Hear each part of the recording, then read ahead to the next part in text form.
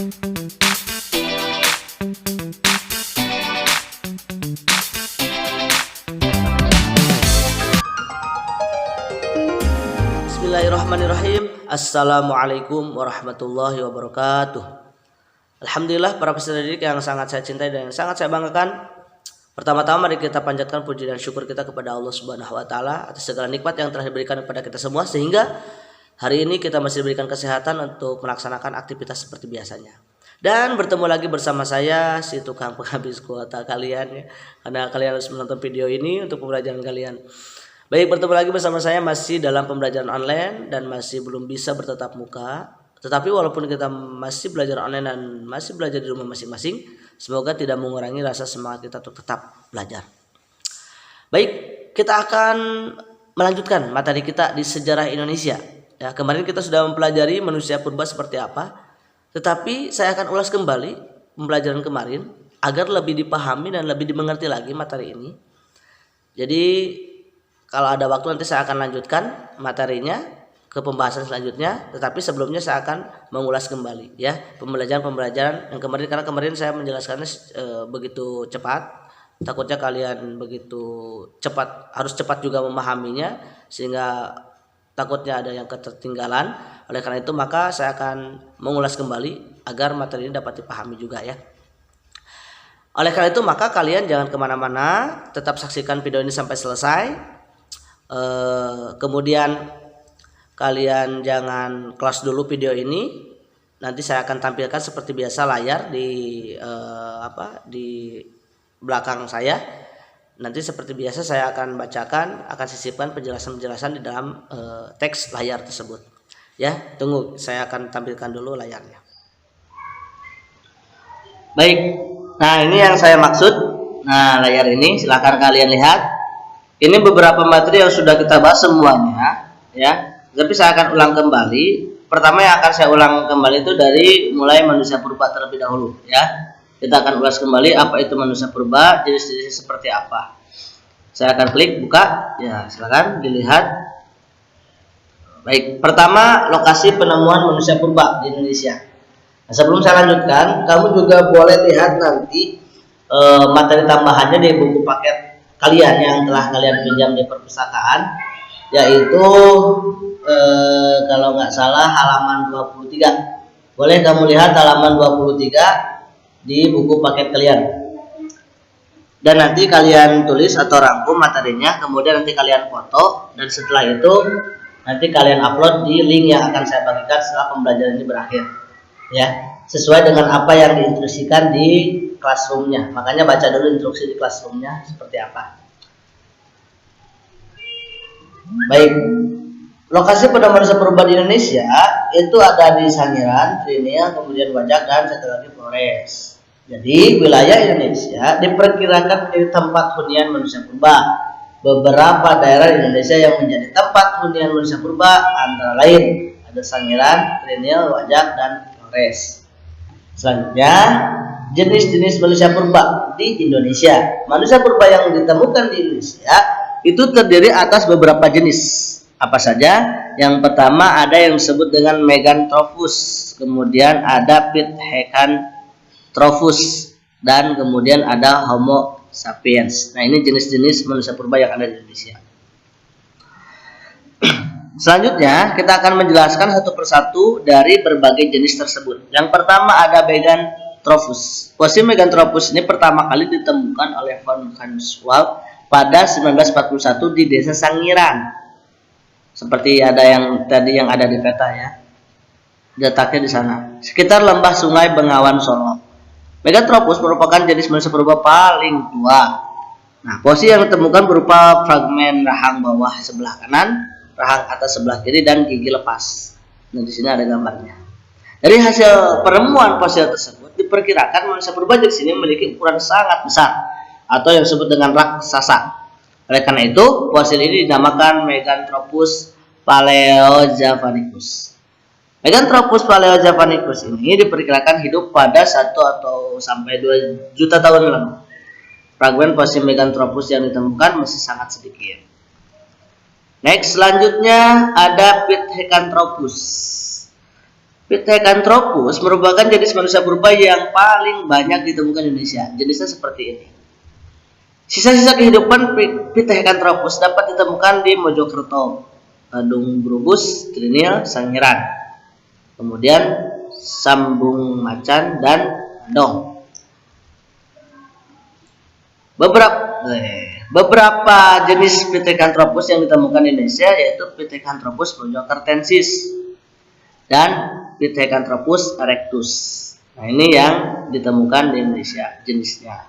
Jadi Pithecanthropus itu kemudian diturunkan lagi, ada beberapa jenis lagi. Kemudian kita akan bahas yang tadi saya ucapkan yaitu Pithecanthropus mojokertensis. Ya, ini masih dalam jenis manusia purba Pithecanthropus. Pithecanthropus mojokertensis merupakan manusia purba jenis Pithecanthropus tertua yang ditemukan di Indonesia. Pithecanthropus mojokertensis ini ditemukan oleh von Henswald sama di Mojokerto tahun 1936 pada lapisan Pleistocene bawah ini hidup sekiranya 2,5–1,5 juta tahun lalu. Next, fosil Pithecanthropus mojokertensis yang berhasil ditemukan berupa tengkorak anak-anak, atap tengkorak, rahang atas, rahang bawah, dan gigi lepas. Berdasarkan pertemuan tersebut, ciri-ciri fisik Pithecanthropus mojokertensis diperkirakan yaitu tulang pipi kuat, berbadan tegap, tonjolan kening tebal, nah seperti ini bentuknya, otot-otot tengkuk kukuh, muka menonjol ke depan, dan volume otak 650–1000 cc. Kemudian yang kedua ada Pithecanthropus erectus atau Homo erectus disebutnya. Pithecanthropus erectus memiliki daerah persebaran paling luas. Pada 1890, Eugene Dubais berhasil menemukan beberapa fosil Pithecanthropus erectus di Kedung Brus, Trinil, dan Ngawi. Nah, ini orang yang menemukannya. Next, pada saat ini nama ilmiah Pithecanthropus erectus ini dikenal dengan Homo erectus. Para ahli paleoantropologi menduga bahwa Homo erectus berasal dari Afrika. Homo erectus berimigrasi selama masa Pleistocene sekira 2 juta tahun lalu.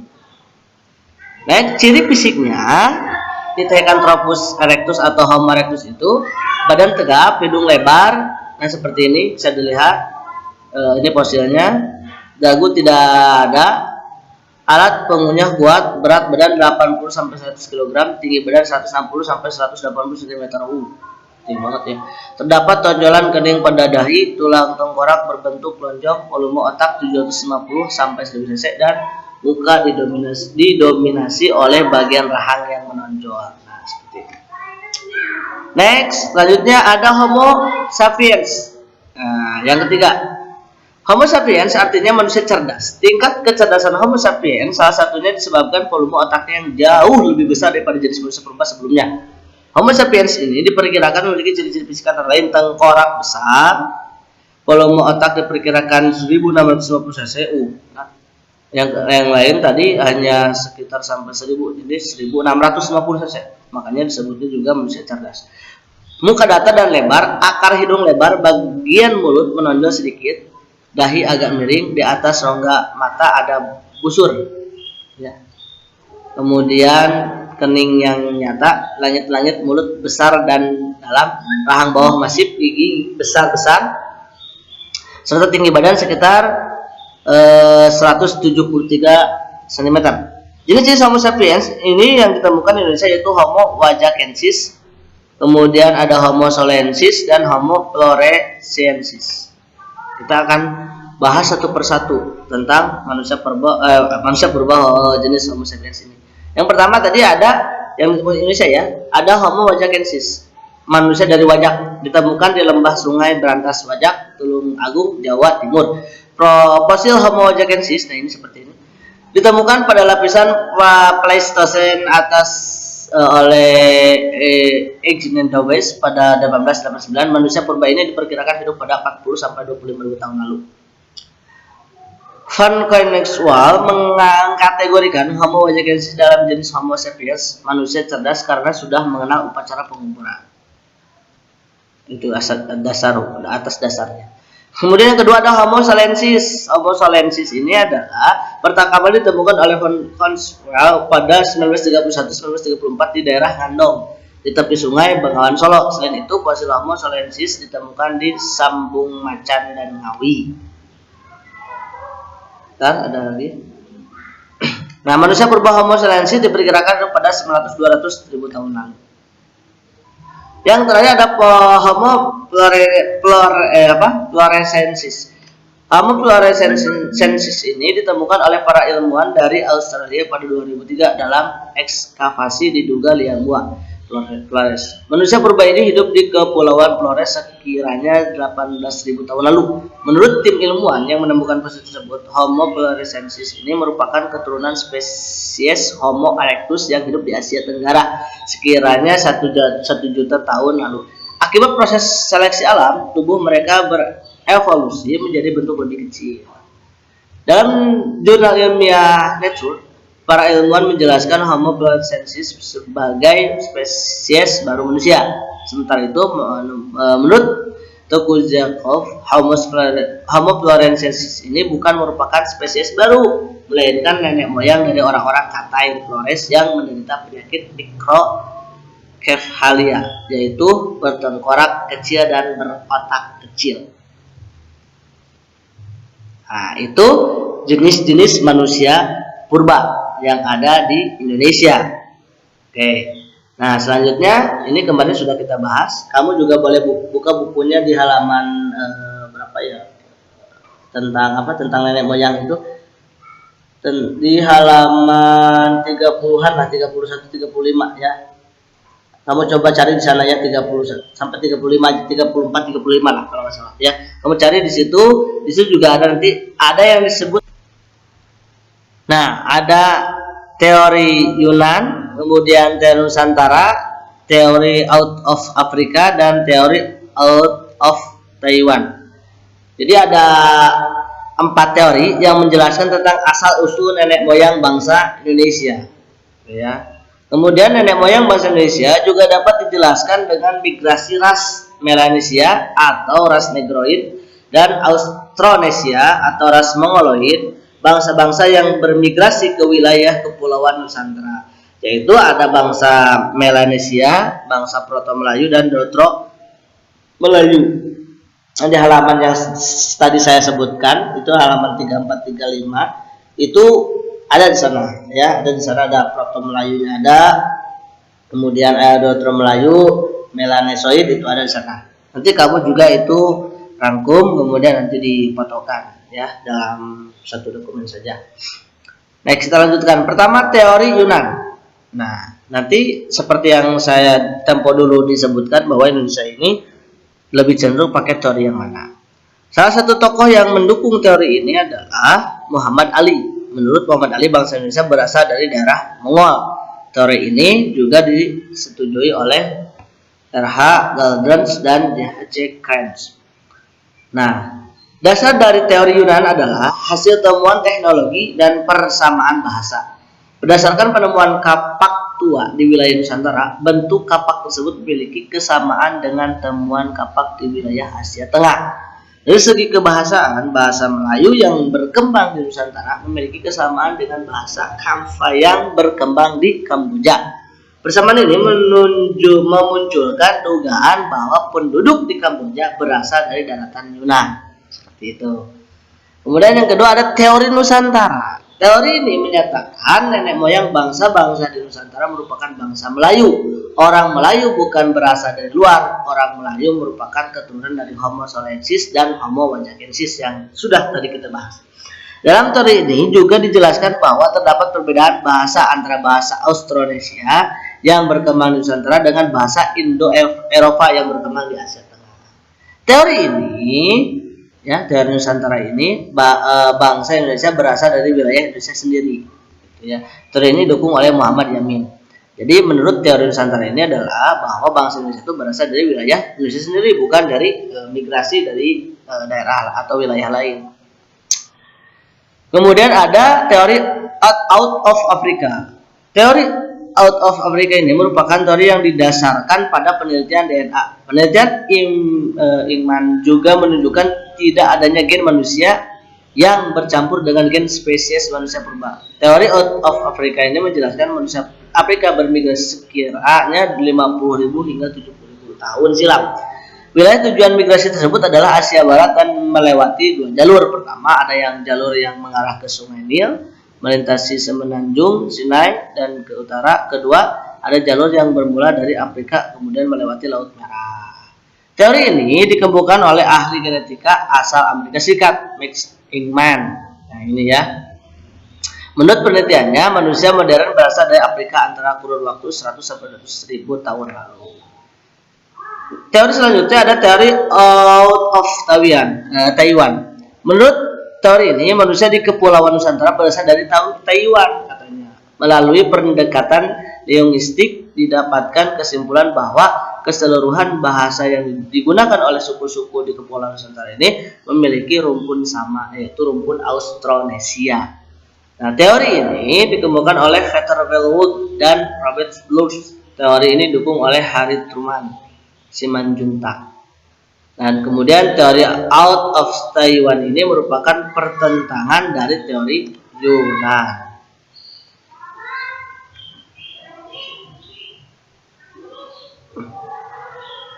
Nah, ini selanjutnya ada yang disebut dengan bangsa Melanesia. Seperti ini ya. Bangsa Melanesia atau Papua Melanosoid termasuk rumpun pedoid australoid yang memiliki ciri-ciri fisik antara lain kulit kehitam-hitaman, badan kekar, rambut keriting, mulut besar, dan hidung mancung. Kebudayaan bangsa Melanesia atau Papua Melanosoid ini digolongkan dalam budaya Mesolitikum. Keturunan bangsa Melanesia saat ini antara lain penduduk di pedalaman Malaya, penduduk Ayata di pedalaman Filipina, suku Sakaisia, serta orang-orang Papua dan Kepulauan Melanesia. Bangsa Melanesia berasal dari Teguh Tonkin. Fakta tentang asal bangsa ini didasarkan pada penelitian terhadap benda-benda peninggalan seperti hebel dan kapak pendek. Benda-benda tersebut ditemukan di pegunungan Beakson di daerah Hawabin. Kemudian ada yang disebut dengan bangsa Proto-Melayu. Nah, seperti ini. Bangsa Proto-Melayu memiliki ciri fisik antara lain kulit sawo matang, rambut lurus dan tinggi ramping, serta bentuk mulut dan hidung sedang. Kebudayaan Proto-Melayu termasuk kebudayaan batu muda Neolitikum. Kebudayaan kapak persegi dibawa oleh bangsa Proto-Melayu melalui jalur barat. Sedangkan kebudayaan kapak lonjong itu melalui jalur timur. Keturunan bangsa Proto-Melayu antara lain suku Toraja, Sasak, Dayak, Nias, Batak, dan Kudu. Nah, bangsa Proto-Melayu ini mulai bermigrasi ke wilayah Nusantara sekiranya tahun 2000 sebelum Masehi. Bangsa Proto-Melayu termasuk rumpun ras Mongoloid dari daerah Yunan. Kemudian ada bangsa Ditro-Melayu. Nah, bangsa ini memiliki ciri fisik yang tidak jauh berbeda dengan mayoritas penduduk Indonesia saat ini. Proses migrasi bangsa Ditro Melayu ini di Kepulauan Nusantara dilakukan melewati jalur barat, yaitu daerah Semenanjung Malaka, Sumatera, kemudian menyebar ke beberapa wilayah di Nusantara. Bangsa Ditro Melayu membawa kebudayaan logam. Keturunan bangsa Ditro Melayu ini di Indonesia antara lain suku Aceh, Minangkabau, Jawa, Bali, Bugis, dan Makassar. Nah, bangsa Ditro Melayu bermigrasi ke wilayah Nusantara sekitarnya pada 500 sebelum Masehi. Bangsa Melayu muda merupakan hasil pencampuran antara bangsa Proto-Melayu dan bangsa Arya. Nah, itulah sekilas penjelasan atau pembacaan tentang asal usul nenek moyang kita berdasarkan teori-teori yang dikemukakan oleh beberapa ahli. Ya, tinggal kita menentukan sesuai yang mana bangsa kita ini berasal dari mana, bangsa kita ini Indonesia ini berdasarkan teori-teori yang tadi disebutkan dan berdasarkan fisik-fisik, ciri-ciri fisik yang tadi disebutkan di dalam teori-teori tersebut.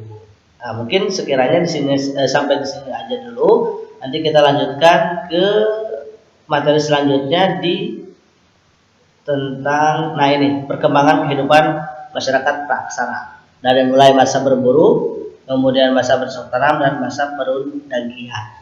Itu insya Allah akan kita lanjutkan di pembelajaran selanjutnya.